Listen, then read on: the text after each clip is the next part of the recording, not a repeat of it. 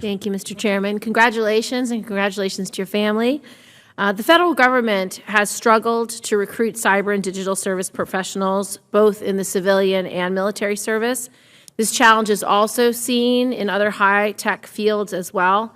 To address this challenge, I've worked with Senator Rounds and Senator Sass on proposing the creation of a Cyber and Digital Services Academy to recruit and train next generation of cyber professionals into the government service.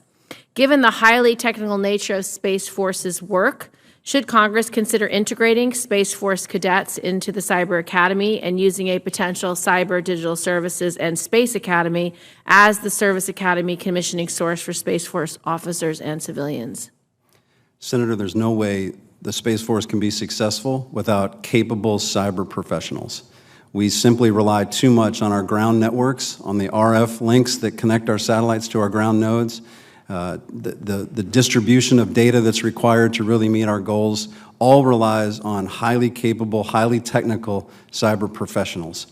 So in the pursuit of finding them and training them and continue to provide advanced training for them, I would be open to any institutions or capabilities that can add to our portfolio to make sure that our cyber operators are trained and continue to be at the leading edge of technology. If confirmed as CSO, this would be one of my priorities.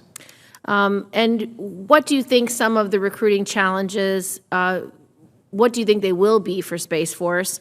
And have you been able to recruit and retain the technical workforce that you need? And where are some of your current shortfalls? Yes, ma'am. We currently are not seeing the recruiting shortfalls that some of the other services are facing. Primarily, that's because we don't require as many in the Space Force. We have that good fortune of being smaller so that our recruiting numbers are lower. But that small workforce is highly skilled, highly technical, and so we have to reach out and find just the right people, train them to do our specific and sometimes military unique missions inside the domain, which then means it's important for us to retain them over the course of the career so that we can continue to benefit on their gathered experience. That's going to be, I think, more difficult as they see opportunities in the private sector to use the skills that we provide them. So in my mind, this is about culture.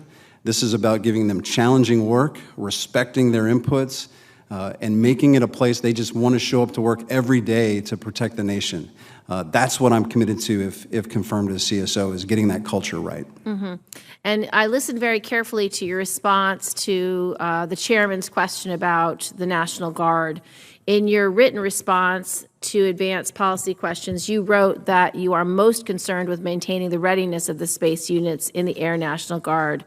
I've heard some concerns that the training pipeline for these Air National Guard units will be cut off given the transition of the active duty space missions to the Space Force.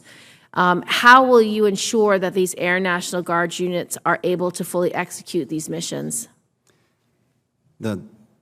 As I mentioned, those capabilities are critical to the success of the Space Force. The way I see it, they can be organized in several different ways. I think there's 3 options that are being considered. The key is that there are pros and cons and advantages and opportunities in each of these that are slightly different. And so what's important is that we take the time to evaluate all of those second and third order effects to make sure we optimize the capabilities, optimize their long-term viability, the training, the recruiting, the retention of that expertise. And if confirmed as the Chief of Space Operations, what I'd like to do is work with the committee, work with the other stakeholders to really evaluate all of those nuances to make sure we optimize the organizational structure. But basically, you want to use the space units that are part of the Air National Guard as your feeder. I think those capabilities are important to the success of the Space Force. Understood. I saw that the Space Force's direct commissioning program began this spring with a Cyber Constructive Service Credit Board in order to acquire cyber professionals. Can you speak to what specific operational billets are needed that this initiative to commission cyber professionals can help fill, and how has the process gone so far? What we're recognizing is that to get the mid-grade officers, the 15-year technicians, It takes 15 years to grow them if we start from scratch at the accessions point. If we're able to take advantage of the expertise they gain in the private sector and pull them over, we want to give them credit so they can lead our organizations and not start at the bottom of the organization. And so we're seeing a lot of positive interest in that, and the pilot program is going successful so far. Thank you. Thank you for your testimony, and thank you for your service.